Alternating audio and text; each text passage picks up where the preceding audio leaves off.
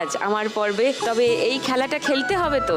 দারুণ দারুণ সব রাউন্ড আছে এই খেলায়, সেগুলো সব খেলতে খেলতে যাব। প্রথমেই ফার্স্ট রাউন্ডে আমাদের আজকের খেলা নোট দিয়ে যায় চেনা। এবার মালতীর কাছে আরেকবার আসি। মালতী, তোমার এই স্কুলের কথাটা একটু বলো, কিভাবে তৈরি হলো, তোমার এই পুরো যাত্রা শুরু হলো কেমন করে? প্রথম 2020 থেকে শুরু হয় 2 ফেব্রুয়ারিতে। তুমি ওই গ্রামেরই মেয়ে? হ্যাঁ, আমি অযোধ্যা পাহাড়ের মধ্যে আমার বাপের বাড়ি, জিলিং সেরেঙে আমার শ্বশুর বাড়ি। আচ্ছা। আমি অনেক কষ্ট করে পড়াশোনা করেছি।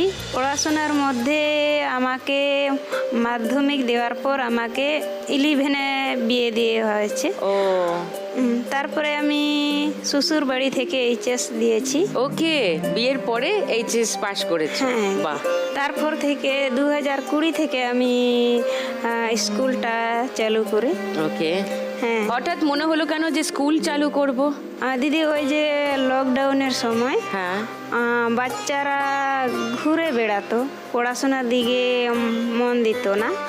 আর আমাদের গ্রামে অ্যাকচুয়ালি আগে পড়াশোনা সেরকম ছিল না। হ্যাঁ। আর ছোট ছোট মেয়েরা 12-13 বছর, তারা শুকনো কাঠ সংগ্রহ করে বাজারে নিয়ে যেত। তারপরে আমি ভাবলাম এরকম করে তো চলবে না, আমাদেরকে তো এখন ডিজিটাল যুগ, আমাদেরকে তো জানতে হবে, বুঝতে হবে। পড়াশোনা না করলে তো কিছুই করা যাবে না। তারপর আমি শুরু করলাম 2020 থেকে। তুমি নিজের উদ্যোগেই শেখানো শুরু করলে? হ্যাঁ দিদি। আচ্ছা। প্রথমত গ্রামবাসীদেরকে বললাম আমার বাড়িতে বাচ্চাদেরকে পাঠান। তারপর প্রথমত 10-12 জন এলো। 1 মাস হতে হতে প্রায় 115 জন বাচ্চা এলো 1 মাসের মধ্যে? হ্যাঁ দিদি।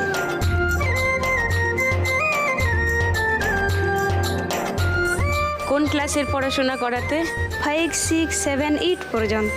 ও, আমাদের ছোট বাড়ি, আমাদের একটু অসুবিধা হতো। এতদিন বাড়ির মধ্যেই